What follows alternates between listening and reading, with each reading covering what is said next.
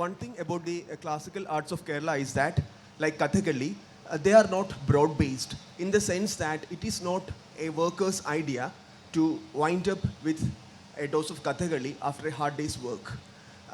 Unlike, say, in the Western countries, Beethoven or Shakespeare have been broad-based. So it's available to everyone in a way. Kathakali or Kudiyattam is not available to the masses in Kerala. So can Guru's thought or Guru's poetry or Guru's performances acquire this kind of hegemonic role in Kerala where they become broad-based, and Guru already has become some sort of a state philosophy in Kerala?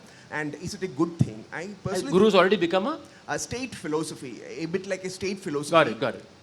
I'm not entirely convinced that Beethoven is generally see, this word classical arts is a very disturbing phrase. Of course, people here will say we never use the word, we use the word Shastriya Sangeet. It's as damaging, no difference. Okay, all these art forms that occupy this notion of classical across the globe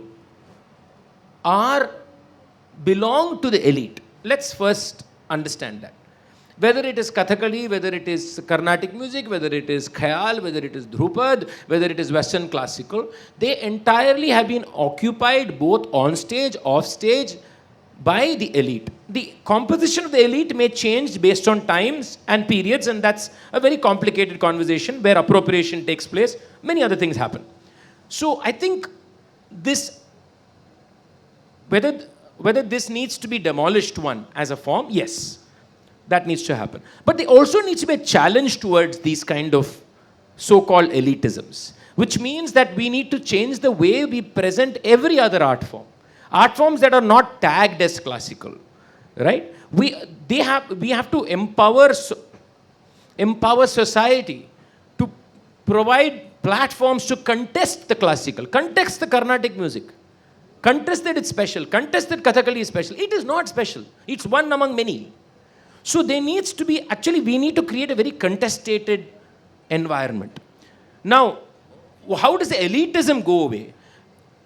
Elitism goes away in many ways. One, through contestation from other art forms, and through change of form within. Those art forms have to change character. They have to not change. It's not enough if you say there are people from many communities dancing or singing. No. What are they singing? That matters. You refuse to change what you sing or what you dance. That means you're still hegemonic. That means you're still elite. That means you're still casteist and bigoted. You have to work on content. That has to change. What I sing should change. Where I sing should change. Who sings to change. Who listens to change. Who ideates, who intellectualizes also needs to change. Having said this. So I think Narayana Guru needs to occupy every space. He needs to occupy all spaces. It doesn't matter what art form, where it is. Because I think Narayana Guru is a great pathway to actually changing content, changing what you're singing about, right? I think that allows for a fluidity in conversation. It's not perfect. I'm not saying any of this is perfect. You're going to have stumbling blocks. You're going to fail. I fell on my faces so many times. But you have to take that path.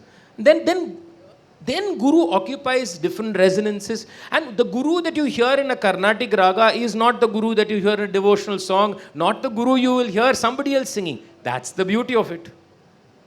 You create that fluidity, you're creating interesting society.